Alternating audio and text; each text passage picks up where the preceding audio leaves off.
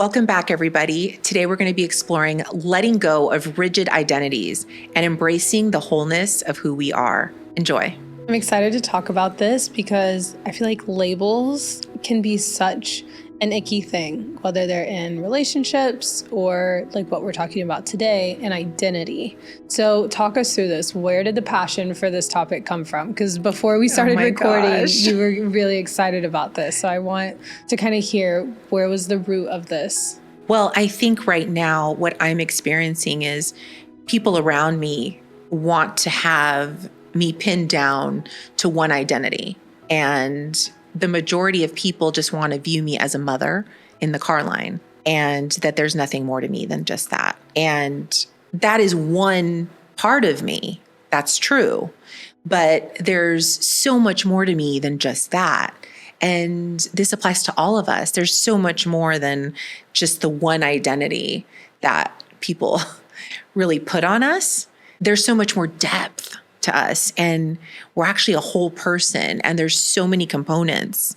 So it's really tough sometimes to basically accept that, like, this is the one way people want to view me, and they don't want to see me in any other capacity. So while it's good to have identities because they provide structure, they can really limit us as well. Identities can be limiting boxes that confine us. So we have to be careful of that and be okay with being more than just that, because this can really prevent us from experiencing the full spectrum of our being. So we have to be careful, especially, let's take the example of work, identifying ourselves and being married to that specific title or role. Like, for example, I am the VP of marketing for X company, and this is what I attach myself to, and this is my identity. Well, there's a whole other side to you. You're not just that. Are you limiting yourself by saying, this is all I do? Are you shutting off a creative aspect of yourself by pinning yourself into this role or the job description or the duties of this? Your role is so much more expansive if you were to really explore this. And also, what happens if the role gets taken away from you? Who are you? What does that do to your self-esteem? Because you've attached yourself so heavily to this role. But when you lose your job or when you quit or whatever it may be, who are you then? Because that's the scary part, when you really become too attached to one thing. Same with motherhood. I'm a mom, but what happens when my kids go to college? Who am I? I'm not the caretaker anymore. My role, I will always be a mother, but now it's changed in how that looks.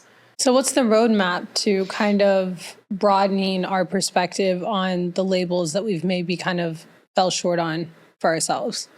Well, I think first and foremost, we have to understand that since the day we come on this earth, someone slaps a label on us. And some of us heavily identify with that role.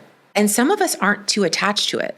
And that is the road to freedom, really, is not being too attached to one thing. I love being a mom, but it's not my whole identity. So I think you have to recognize the fact that some of these identities can be limiting, and they will not liberate you and help you live a life that's just more whole and more, easeful.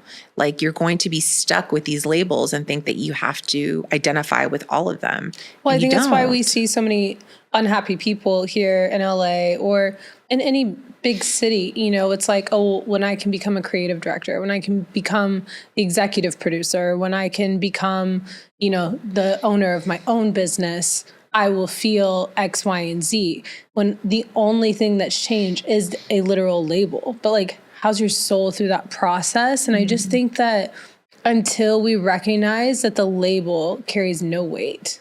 It doesn't. And you waiting for a label isn't going to make you any happier. So I think people are often waiting for external forces to change or an external label to be placed upon them that they've been waiting for, but that's not going to do much for you. You have to feel whole from the inside. And this is what it's about. The life journey is you staying connected to yourself and disconnected from all the labels that are placed upon you.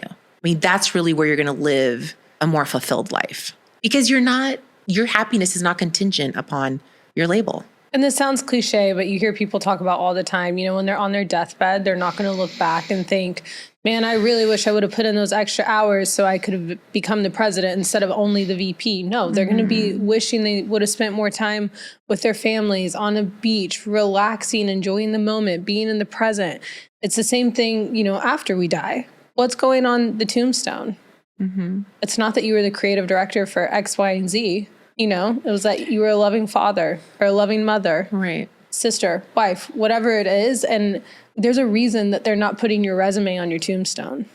Right. And even just in general, like you were just loving, period.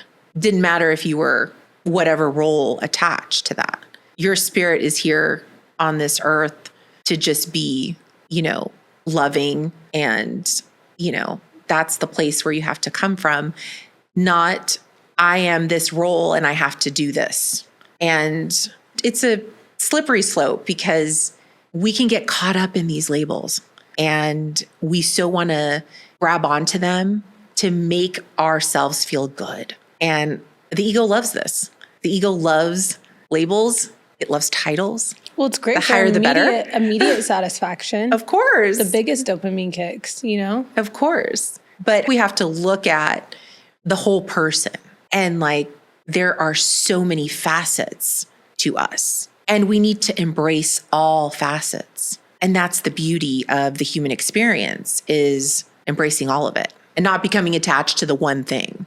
And not allowing others to pin us down also and box us in, right, into this one thing. There is so much more to me than just that. And I wish we would ask people more in-depth questions about who they are, not just topical, what do you do? Oh, you do that? Okay. I mean, that's just the first question a lot of people ask others is, what do you do? Who are you? Do you have kids? Are you married? What does that matter? So I think it's tough because this is how we converse in society. It's not about anything else, but I want to know first your role, your identity, and people feel comfortable with that. I just saw someone say that every now and then they wake up and think, if I died and had one day to come back to Earth, what would I spend my day doing? And I think that can be a really good tool for understanding, like you're saying, these other facets to ourselves. Because I know if I died and I'm coming back, I sure as heck am not spending it at work. I'm going to go see my family. I'm going to go cuddle with my daughter. I'm going to take her to do something fun. I'm going to spend time with my husband or my friends or whatever. Or maybe something I'm passionate about, like paint one last time. I mean, I don't paint, but maybe someone else paints, or, goes on a hike. What is that thing that is so detached from what society thinks of us and the labels that society gives us? And how do we bring that into our lives more? So I love what you're talking about, because we will touch on this in a future episode. I actually studied, after my father passed away, people's near-death experiences. And I went in a deep dive. And a lot of these people that came back from their experience said they would live a life that was completely different to what they were living. And they were not even concerned with labels. And they were concerned with living more authentically in general. And they were going to live this earth doing things that they felt were aligned with who they were and things that they loved.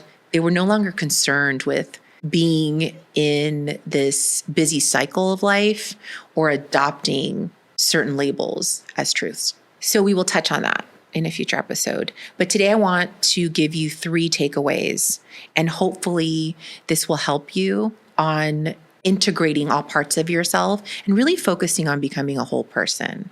So the first step is reflecting on what are the roles you're attached to and why. And maybe which ones are valid and which ones aren't. Right. And who put those roles on you? Or did you put them on yourself? And how do you feel about that? How do you feel about this role? And do you need to accept this as absolute truth or absolute, this is forever? And reflect on that. That's the first step. The second one is be open to new roles. be open. Like you're so much more than just whatever you box yourself in. Like open the box. There's so much out there and new roles that you haven't even thought of or explored. And you might surprise yourself. I know for me, like one role that I never thought I could adopt was like entrepreneur or like investor. Like that was never in my wheelhouse. Like I just thought, okay, I'm a mom, I'm a daughter, I'm a wife. Like, yeah, I'm in real estate, but yeah, but like there are so many roles out there and you have a whole life to live to adopt new ones. And then 3, I would say definitely seek support. Like it's okay to not love a role and, grieve it. Like the kids going away to school and now you're like, I'm lost. Like seek support from people. Say, this is really hard.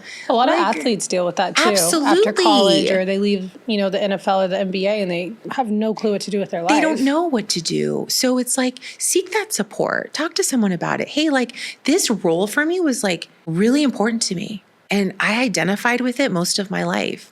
I don't know who I am. I'm lost. So seek the support of other people that have maybe experienced that. Talk to someone about that. Because again, I think you have to grieve sometimes roles that are lost or identities that are lost. And, that's okay to process that. So being okay with that. I love that. So good. Thank you. Thank you for joining us today. I hope that you don't box yourself into just one role. There's so much more to you than just one thing. So be open to exploring that. And I will see you next week. Thank you.